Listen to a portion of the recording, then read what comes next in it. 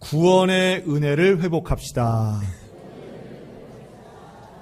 네, 우리 지난 추석 명절에도 아마 좋은 시간들 가져셨을 분들 많이 계시고, 또 아마 이분들 중에는, 오늘 오신 분들 중에는 추석이지만 명절이지만 만날 사람 없이 아마 쓸쓸히 지낸 분도 계셨으리라 생각이 듭니다.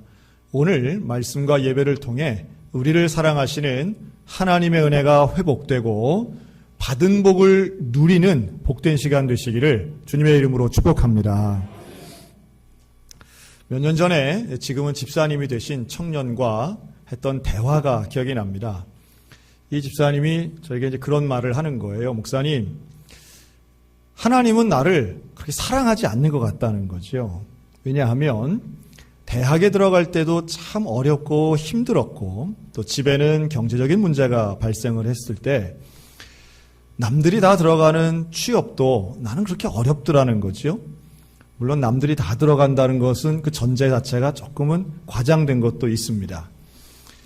그런데 어렵게 들어간 직장에서 몇 번의 이직을 경험했는데 가는 곳마다 왜 그렇게 나는 이상한 사람들만 만나는지 모르겠다는 거예요. 하여튼 동료가 되었건 상급자가 되었건 비상식적이고 다 그렇게 인격이 아주 형편없는 사람들만 만나서 본인이 마음고생을 많이 했다 하는 이야기입니다. 또 뿐만 아니라 자기는 남들이 그렇게 잘 되고 쉬워 보이는 연애도 그렇게 어렵더라는 거예요. 그러면서 나는 지금까지 주일 빠지지 않고 어릴 때부터 교회 일 봉사 많이 하고 하나님을 위해서 헌신하고 또 주일이면은 온전히 일하고 노력했는데 내가 하나님께 바란 건 그렇게 큰 게 아닌데, 다시 말해 무슨 대단히 큰 부자가 되거나 큰 성공 바란 것도 아니고 그저 내가 바란 건 한 가지, 남들처럼만 좀 살았으면 좋겠는데 하나님은 내게 그걸 안 해주시더라는 거예요. 그러면서 그 전체를 한 문장으로 이렇게 표현하더라고요. 한번 따라할까요? 하나님, 서운해요. 물론 이걸 철없는 표현이라고 보시는 분들도 계시겠지만 또 어떤 분들은 나 그 말 좀 공감해. 아마 이런 분들도 계시지 않을까 생각이 듭니다. 남들은 보면 아니 이런 간증 저런 간증도 있는데 나는 도대체 뭐 하나 시원하게 어디 가서 자랑할 게 없다. 이런 거죠. 모처럼 명절에 가족들이 모였는데 글쎄 예수 안 믿고 우상 섬기고 어디 딴 데 가고 무당 찾아가는 사람들은 돈도 잘 벌고 차도 새 차고 좋은 차에 애들도 공부 잘한다는데 어떻게 예수 믿는 우리 집이 소위 말해 제일 안 됐어. 그런 분들 계세요. 속 상하죠. 정말 어찌 보면 하나님 서운해요 이런 말이 그냥 툭 튀어나올 정도라는 거예요. 아니 우리 집안 형제들 중에 1등은 못해도 중간쯤은 가게 해주셔야지. 하나님 요게 뭡니까? 이런 말씀들이죠. 그래서 그런 생각을 했습니다. 참 우리의 마음이 참 답답하고 분명히 안타까울 때가 있고 물론 상황이 힘드니까 그 집사님도 그런 얘기 했을 거라고 봅니다. 그런데 또 하나 있죠. 여러분 예수 믿으면 분명히 복 받는 줄로 믿습니다. 여러분 예수 믿으면 복 받는다는 건 분명히 성경에도 있고 우리가 믿는 분명한 이야기인데 문제는 뭐냐 하면 그 복이 뭐냐라고 하는 거죠. 오늘 본문은 에베소서를 읽었습니다. 이 에베소서는 사도 바울이 이 로마에 있는 가택연금처럼 감옥처럼 이렇게 갇혀 있을 때 에베소 교회에 쓴 편지예요. 근데 그 편지의 내용이 바로 이 복에 대한 내용을 담고 있습니다. 저는 최근에 저희 큰아이가 군대를 간 이후에 저희 가족이 편지를 몇 번 썼습니다. 군대 가 있으면 편지 쓰잖아요. 요즘은 인터넷 편지를 많이 쓰긴 하지만 그래도 소위 말해 손편지라고 해서 편지다 쓰기도 합니다. 그래서 저도 보내보기도 했지만 아들의 편지도 이제 받는 거죠. 그런데 그 편지의 내용을 보면 여러분 누구나 편지를 쓸 때는 그 가운데 진심을 담습니다. 다양한 표현으로 표현하긴 하지만 그 가운데 분명한 내용들은 다 축복하고 사랑하고 보고 싶고 이런 내용들 아니겠습니까? 사도 바울도 마찬가지예요. 바울도 편지를 쓰면서 정말 에베소 교인들에게 본인의 진심을 담아서 이 편지를 씁니다. 그런 척하는 게 아니에요. 가짜가 아니에요. 본인의 진심을 담았는데 그 내용을 보니까 1절, 2절은 인사예요. 그런데 인사가 끝나자마자 3절부터가 본론인데 오늘 읽은 말씀이죠. 뭐라고 시작하느냐 하면 한번 따라하시기 바랍니다. 찬송하리로다. 인사하고 대뜸 뜬금없이 찬송하리로다 이렇게 선포합니다. 여러분, 이 찬송하리로다는 기쁨과 감사입니까? 아니면 서운함과 억울함입니까? 기쁨과 감사예요. 그러니까 이 기쁨과 감사가 바울에게는 차고 넘쳤기 때문에 그걸 표현하지 않을 수 없는 거예요. 표현하는 거예요. 이게 제일 중요한 거예요. 이걸 아주 자랑처럼 씁니다. 정작 본인은 힘든데. 자, 사도 바울은 예수 믿기 전에는 얼마나 잘 나간 사람이냐 하면 제일 좋은 학교를 나오고 요즘 말로 하면 제일 좋은 집안에서 태어나고 제일 좋은 직장이 있었던 사람이에요. 그런데 예수를 믿은 다음에 이게 다 사라집니다. 자기가 배웠던 걸 부정하게 되면서 그는 오히려 자기가 가지고 있던 모든 영광, 유리했던 것, 좋은 게 다 사라지고 사람들로부터 원망, 질시, 따돌림 당하면서 고난당하여 지금 감옥까지 들어와 있는 거거든요. 그런데 오히려 바울이 가장 기쁘고 감사하는 순간이 언제인가 보면 자기가 가지고 있던, 누리고 있던 것이 다 사라진 그 순간 오히려 제일 큰 감사를 하고 있는 걸 보게 됩니다. 뒤집어 생각하면 사도 바울은 이때에 진짜 복을 누린 줄로 믿으시기 바랍니다. 진짜 복을 받은 거예요. 그리고 그 복 받은 걸 깨닫고 그 복을 누리고 있기 때문에 바울은 감옥에 있어도 스스로 찬송이 터져나오는 은혜의 삶을 구가하고 있었던 거죠. 그러니까 아무렇지 않은 척하는 게 아니라 진짜로 감사한 거예요. 진짜로 기쁜 거예요. 왜냐하면 예수님이 약속하신 놀라운 복을 누리기 때문입니다. 자, 오늘 그 복에 대해 말씀할 텐데 이 복을 총칭해서 바울은 이렇게 표현합니다. 우리가 받는 복, 우리가 하나님으로부터 약속받은 복은 뭐냐 하면 한번 따라할까요? 모든 신령한 복. 그러니까 우리가 복을 만약에 존재하는 복이 종류가 한 1000가지다라고 하면 사람마다 각각의 복을 받는다 이렇게도 볼 수 있겠지만 어떤 사람이 가장 기쁨과 감사를 누리게 될까요? 가능하면 1000개 다 받은 사람이 좋지 않겠어요? 그렇잖아요. 그런데 예수를 믿는다는 뜻은 1000개 중에 그래도 한 501개 받았으니 남보다 낫다. 이 수준이 아닌 거예요. 바울의 고백은 모든 복을 받는다는 데 중요한 점이 있습니다. 우리는 예수를 믿고 존재하는 모든 복을 받는 약속받은 사람임을 믿으시기 바랍니다. 모든 복인데 어떤 복이래요? 신령한 복. 이것은 복인 것 같은 가짜 복이 아니라 진짜 복을 의미합니다. 그러니까 눈으로 볼 때는 복인 것 같은데 알고 보니까 독이었네. 이게 아니고 진짜인 복. 근데 그 진짜 복을 모든 걸 받는다는 거예요. 그럼 이제 고민이 생기죠. 야, 이상하다. 그래도 내 주위에는 더 받아 보이는 사람이 있고 덜 받은 사람인 거 같고 나는 안 받은 사람 같은데? 라고 할 때에 이 사도 바울이 이야기하는 모든 신령한 복의 앞에 있는 수사 하나. 따라할까요? 하늘에 속한 모든 신령한 복. 할렐루야. 이 복은 하늘에 속해 있는 모든 신령한 복을 받는다는 뜻입니다. 오늘 바울이 누렸던 것처럼 이 복을 우리 모두가 누리게 되시기를 주님의 이름으로 축원합니다. 제가 한 예화를 하나 만들었는데요. 실제로 있었던 일은 아니고요. 우리 한 권사님이 동창회에 가신 거예요. 근데 이 동창회에 갔는데 갈 때 예쁜 목걸이하고 귀걸이하고 이걸 하고 간 거예요. 그러니까 원래 이분이 아주 부유한 집인 걸 다 알아서 또 이분한테 좋은 목걸이 있다는 소문도 이 동창들이 알고 있었던 거죠. 동창회에 모였는데 사람들이 난리가 났어요. 야, 목걸이 정말 소문대로 예쁘네. 아우, 귀걸이 대단하네. 야, 부자라서 다르네. 이런 얘기를 막 하고 있었어요. 그런데 바로 그 권사님 옆에 앉아있는 동창이 빤히 보는 거예요.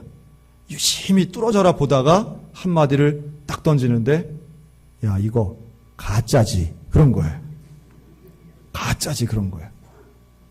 그랬더니 놀라운 건 이거죠. 이 권사님이 활짝 웃으면서 어떻게 알았어? 이거 진짜 가짜인데. 이거 진짜 가짜인데. 대단하네. 야, 넌 진짜 안목이 있구나. 볼 줄 아는구나. 이거 가짜야. 여러분, 우리가 되게 자기가 하고 있는 거 가짜라고 하면은 그걸 들켰을 때는 기분이 좋아요? 안 좋아요? 별로 안 좋을 텐데 이 권사님이 막 반가워하는 거예요. 그러면서 뭐라 그러냐면 사실 진짜는 우리 은행 안전금고에 있고 친구들 만나러 나올 땐 가벼운 거 하고 나왔어. 이런 거예요. 자, 이 예화의 의미는 뭐냐 하면 진짜를 가지고 있는 사람은 가짜라고 지적받아도 기분 나빠하지 않는다는 거예요. 상처받지 않는다는 거예요. 안 알아줘도 상관없다는 거예요. 진짜를 가지고 있으면. 우리가 하나님으로부터 약속받은 복은 모든 신령한 복인데 하늘의 복이고 진짜 복인 줄로 믿습니다. 그 복이 우리 안에 있으면 세상에 어떤 모습이 있어도 우리는 그것 때문에 기죽거나 비교돼서 나를 절망시키지 않는데 이 신령한 복에 비밀이 있는 줄로 믿습니다. 그 복을 오늘 3가지 말씀드릴 텐데요. 첫째는 이겁니다. 한번 따라 하시기 바랍니다. 하나님의 가족이 되는 복. 시작. 하나님의 뭐가 돼요? 가족이 된다고요. 5절에 보면 이렇게 말씀합니다. 예수 그리스도로 말미암아 자기의 아들들이 되게 하셨다라고 말합니다. 여러분, 예수 믿고 받는 위대한 복 중에 첫 번째는 하나님의 아들, 하나님의 딸이 되어 하나님의 가족 되는 것인 줄로 믿습니다. 이건 우리의 신분이 달라지는 거예요. 우리의 존재에 대한 가치가 달라지는 거예요. 자녀가 됐다는 것은 나와 하나님과의 관계성을 이야기합니다. 여러분, 우리가 하나님을 부를 때 뭐라고 불러요? 하나님 아버지라고 부르잖아요. 여러분, 이건 세상에 가장 놀라운 기적적인 호칭 중에 하나입니다. 기적이에요. 우리가 하나님을 아버지라 부르다니요. 워낙 교회에 와서 하나님을 우리의 아버지라, 우리는 하나님의 자녀다, 이런 표현을 너무 많이 들어서 당연하다고 생각하시는 분들에게 이렇게 말씀드리고 싶어요. 하나님의 친아들은 누굴까요? 한 분밖에 없는데 예수님입니다. 그럼 우리는 아들은 아들이고 딸은 딸인데 뭐예요? 이것을 로마서는 양자라고 말합니다. 그러니까 입양을 했다는 뜻이죠. 우리가 원래는 죄의 자식이고 어둠의 자녀가 되었는데 하나님이 우리를 아들로 삼아주신 거예요. 우리를 입양해 주신 거예요. 버림받아 죽을 수밖에 없는 우리를 아들로 삼아주셔서 하나님의 품으로 품어주신 줄로 믿습니다. 여러분, 이 자녀들이 받는 은혜가 있어요. 자녀에게는 권세가 있는데 뭐냐 하면 부모의 것이 곧 내 것이 되는 거예요. 여러분, 애들이랑 같이 사는데 아이들이 집을 누구네 집이라고 그래요? 우리 집이라고 그러잖아요. 걔가 보증금 할 때 10,000원이라도 보탰나요?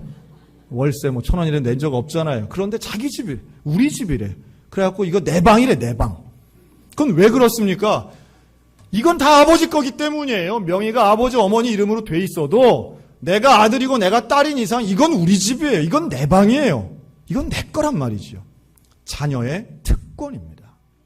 하나님께서 우리에게 약속하신 하늘의 모든 신령한 복은 왜 우리에게 주셨느냐? 우리를 사랑하기 때문이고 우리를 자녀 삼아 주셨기 때문인 줄로 믿으시기 바랍니다. 그러면 자녀된 우리는 다른 집의 애들 보고 기죽을 필요가 없는 거예요. 왜냐하면 우리 아버지가 최고인데 뭐. 우리 아버지가 최고인데. 이 자녀와 아버지의 관계성을 잘 생각해 보면 얼마나 비밀스럽고 은혜로운 건지 몰라요. 어제 우리 유아교회 어린이들 학부형들 해서 소풍을 다녀왔습니다. 저도 잠깐 가서 왔는데요. 춘천 주변에 정말 좋은 데가 참 많아요. 뭐 차 타고 10분, 15분만 가도 대단하더라고요. 저도 춘천 몇 년 살지만 그런 데 있는데 처음 알았어요. 고탄 쪽에 있는 무슨 농장인데요. 가니까 아주 푸른 잔디에 하여튼 용서하세요. 30대 부모들이 제일 좋아할 만한 환경을 정확히 만들어 놨더라고요. 여기서 말하는 30대 부모라고 하는 건 미취학 아동들을 자녀로 데리고 있는 요즘 부모들이 뭘 좋아하는가를 아주 정확히 꿰뚫어 보고 있더라고요.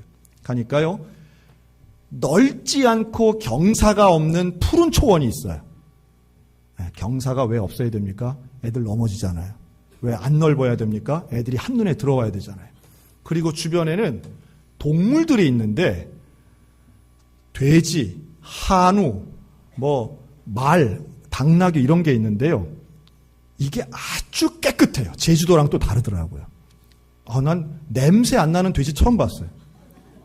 소가 이게 아주 크고 잘생겨야 돼요.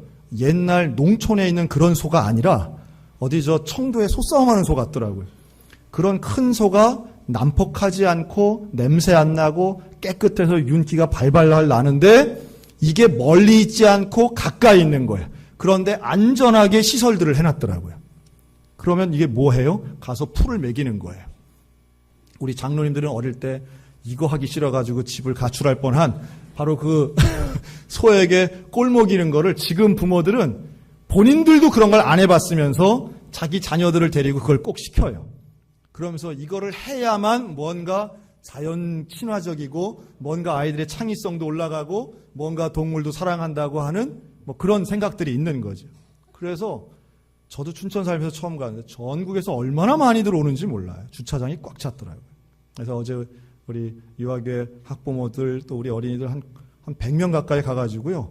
거기서 아주 큰 잔치하고 왔습니다. 제가 보면서 이 부모들이 마음이 다 똑같습니다.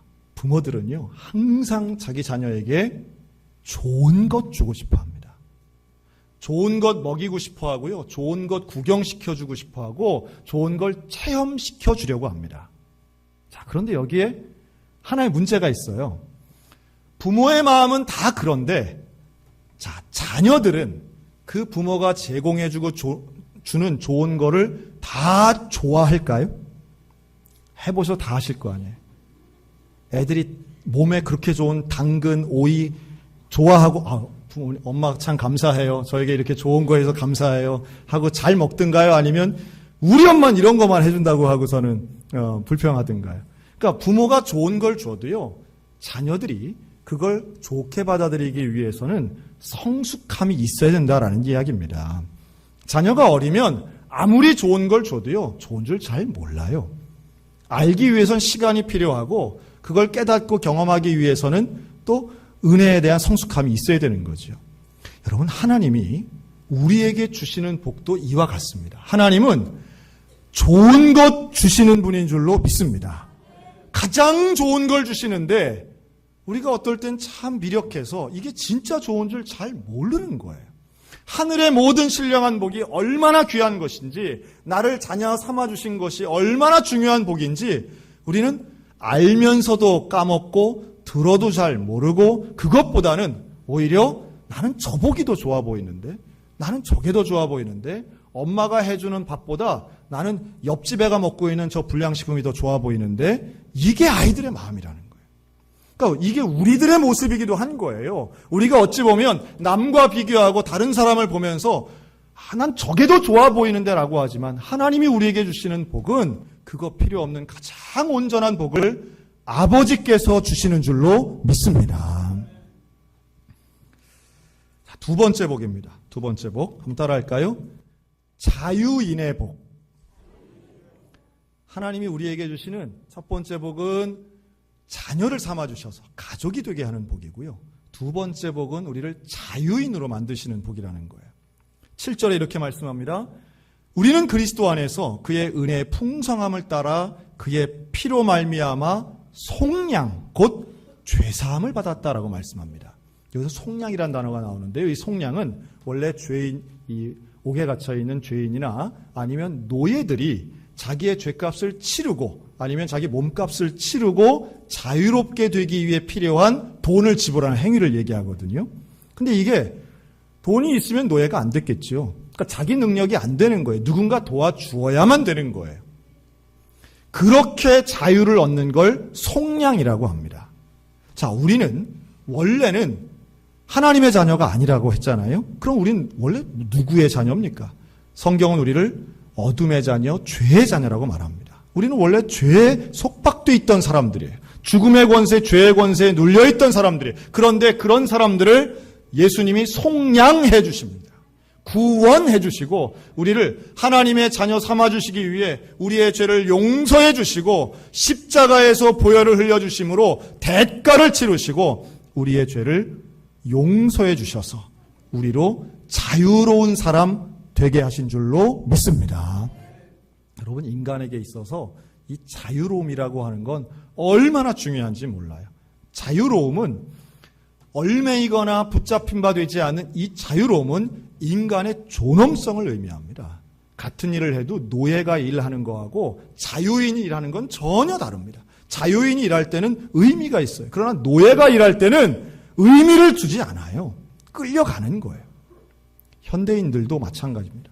여러분, 이게 과거에만 있었던 게 아니라 지금도 마찬가지라고 봐요. 지금도 얽매이기 쉬운 죄에 여전히 붙잡혀 있으면서 또한 영적 자유를 경험하지 못하는 분들도 참 많습니다. 제가 최근에 읽은 책 중에 이 카이스트의 뇌 과학자 정재승 교수가 있는데요. 이분이 쓴 12발자국이라는 책이 있습니다. 이게 뭐 올해 나와서 베스트셀러라 그래서 한번 제가 구입해서 읽어봤는데요. 이 뇌과학자들 그리고 이 현대의 과학자들은 미신을 믿을까요? 안 믿을까요? 최소한 사람들 앞에서 나는 뭐 당연히 미신에 대해서 믿는다는 사람 단 한 명도 없습니다. 미신 믿는다는 사람은 없어요. 종교가 있다는 사람은 있어도 미신 믿는다는 사람은 없는데 이 정재승 교수가 자기의 경우를 예로 들더라고요. 뭐라고 드냐면 미국에서 유학하던 시절인데요. 미국 도서관에 가서 무슨 이렇게 서류를 작성을 하는데 그 도서관 직원이 이름을 쓰는 거예요. 근데 이름을 쓰는데 가만히 보니까 무슨 색깔 펜으로 써요? 빨간색 펜으로 쓰는 거예요. 정재승 박사가 잠깐 멈추라고. 그 빨간색으로 내 이름 쓰면 안 된다고 그런 거예요. 그랬더니 이 미국인 직원이 왜 안 되냐고. 그랬더니 이 정 박사님이 뭐라고 해서 답변했냐면 그걸로 쓰면 내가 죽는다고. 이렇게 말을 해요. 그러니까 뭔 소리냐고. 왜 빨간색으로 이름 쓰는 뭔 이해가 이제 안 되는 거예요. 그리고 돌이켜 생각해 보니까 내가 왜 그런 말을 했을까? 나는 왜 그런 생각을 가지고 있을까? 아마 제가 모르긴 해도 여기 오늘 오신 분들 중에도 빨간색 볼펜 다 나눠주고 자기 이름 쓰라고 그러면 머뭇거리실 분들 제법 되실 거예요. 여러분 생각해 보셨습니까? 왜 우리는 빨간색으로 이름을 쓰면 안 된다고 믿고 있고 그렇게 살아왔을까요? 근거가 참 궁금하지 않습니까? 무슨 뭐 빨간색 호적에 빨간 줄이 간다. 그럼 빨간 줄이 가는 걸 얘기해줘. 빨간색 쓰는 거. 이해가 안 되잖아요. 근데 그 정재승 박사는 이걸 연구를 했다고 그래요. 그래서 왜 우리나라 사람이 빨간 펜으로 이름 쓰면 안 되나? 하여튼 본인의 얘기입니다. 이게 진나라까지 올라가더라고요. 그래서 중국 분들이 빨간색 좋아하잖아요. 그래서 이 진나라 황제가 빨간색은 황제의 색이다. 그래서 본인 이름만, 황제의 이름만 빨간색으로 쓰도록 허락하고 일반 백성이 빨간색으로 쓰면 사형을 시킨 역사가 있었답니다. 자, 그래서 그걸 읽으면서도 아니 이게 사실이라 해도 우리랑 무슨 상관이 있냔 말이에요. 근거도 없고 사실은 그렇게 할 이유도 전혀 없는데 우리는 깨림칙한 미신적 요소들이 곳곳에 있구나. 묶여 있구나. 여러분 대한민국만 그렇다지 않습니까? 아파트에 올라가다 보면 엘리베이터에 4층은 뭐라고 써 있어요? F자가 써 있어요. 그거 왜 그렇습니까? 그 말이 안 되잖아요. 죽을 사, 뭐 숫자 사. 하다못해 한자 문화권인 중국도 그렇게 안 해요. 그리고 다른 글자예요. 그런데 우리는 그렇게 쓴단 말이에요. 제 어린 시절 생각이 났어요. 30년 전에 제가 살던 아파트에는 4층이 없었어요. 그때는 그런 아파트들 많았습니다. 301호 위에 501호였어요. 이해가 안 되는 거예요. 아니 이게 왜 이렇지? 밖에서 세면 13층, 12층인데 안에 가면 1300 몇 호가 있는 거예요. 이해가 안 돼요. 왜 우리는 그런 걸 자유롭지 못하지? 우리를 붙잡고 있는 소위 말해 미신적 요소, 또 징크스라고 하는 것들이 있습니다.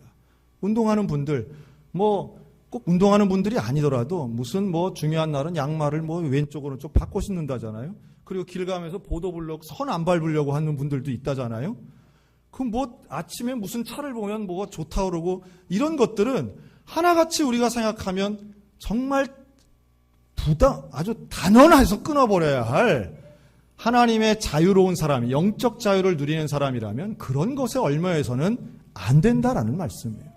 무슨 시험 보기 전날 무슨 국은 먹어도 되고 무슨 국은 먹으면 안 되고. 여러분, 이거는 우리가 어느 틈엔가 뭔가 습관처럼 살아오고 장난처럼 이야기할 수는 있겠으나 부정할 수 없는 것은 우리가 그런 것에 연결되어 있다라고 하는 겁니다. 제가 이번 추석에 부모님 집에 갔다가 오는 길에 경기도에 있는 아주 큰 쇼핑센터에서 간단하게 먹고 온다고 들렸습니다. 사람이 얼마나 많은지요. 그런데 그 가운데 젊은 청년들이 줄을 서 있는 거예요. 뭔가 보니까 타로 점을 보는데 줄을 서 있어요. 타로 점쟁이 8명이 부스 하나씩 차려놓고 앉아있는데 거기에 줄 서서 기다리고 있더라고요.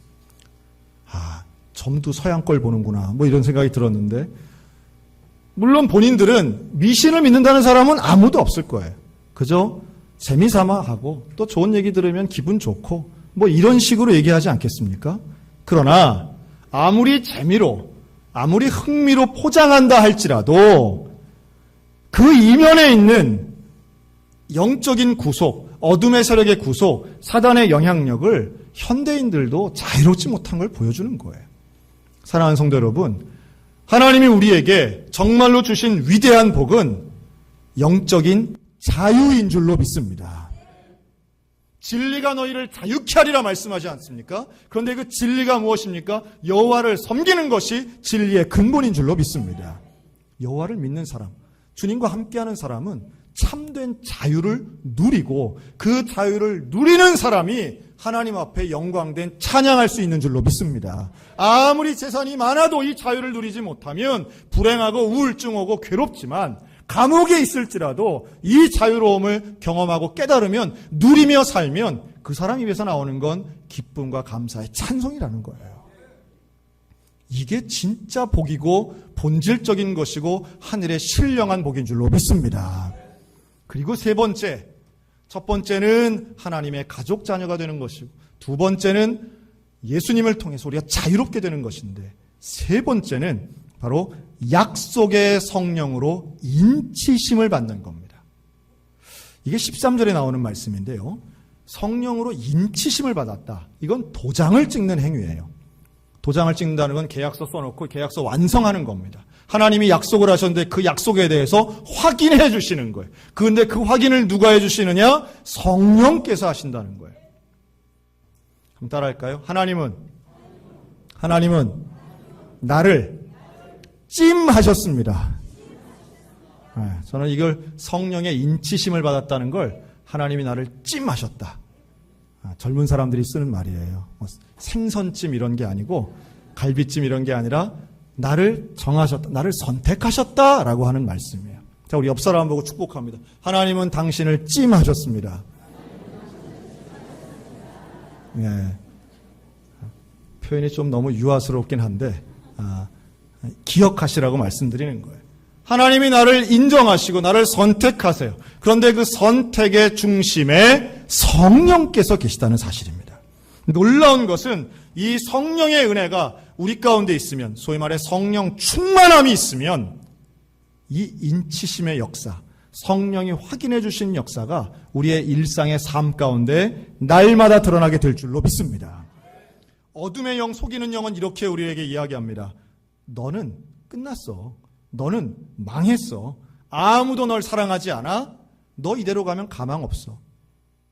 포기해. 하나님은 널 버렸어. 어둠의 영은 우리에게 끊임없이 의심 갖게 하고 우리가 가진 복, 이미 가진 복도 누리지 못하게 합니다. 넌 부족해. 넌 더 가져야 돼. 너 이거 갖고는 진짜 창피한 거야. 너 부끄러워. 그러나 내주하시는 성령께서 우리에게 하시는 말씀은 분명한데 너는 내 아들이야. 너는 내 딸이야. 내가 너와 함께해. 나는 너를 사랑해. 성령 충만한 사람이 왜 기뻐할 수 있는가 하면 성령의 음성에 귀 기울이기 때문입니다. 여러분, 세상이 들려주는 사단의 음성에 나의 마음을 빼앗기지 마시기 바랍니다.